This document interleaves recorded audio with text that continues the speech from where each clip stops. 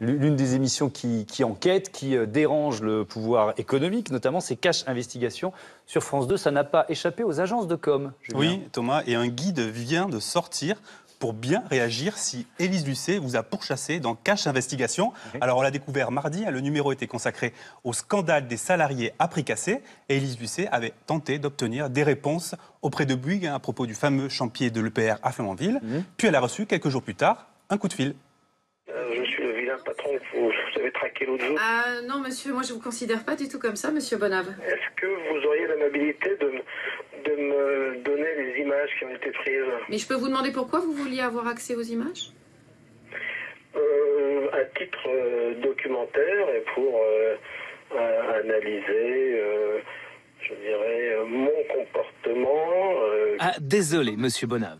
Coacher les patrons, ce n'est pas notre spécialité. Mais on peut vous donner une info. L'agence de communication Publicis profite de Cash Investigation pour vendre ses services aux entreprises. Alors c'est complètement dingue, mais on est allé vérifier sur le site de Publicis.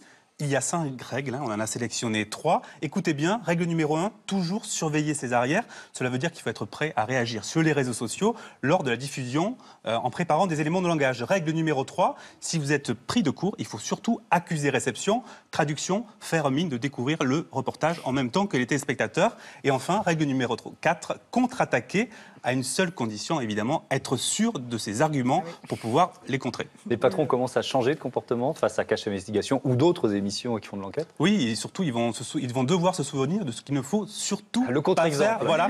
Souvenez-vous, le bras de fer en 2014 entre la journaliste Élise Lucet et le patron de Huawei, qui était un fabricant de portables. C'était musclé, comme on le voit sur ces images, très énervé. Il avait promis quelques jours plus tard de blacklister Élise Lucet auprès des grands patrons français. Alors, ça fait grand scandale sur Internet. Et évidemment, il s'était excusé 3 jours plus tard, sans doute conseillé par ses conseillers en communication. Voilà. Vous avez dû être menacé.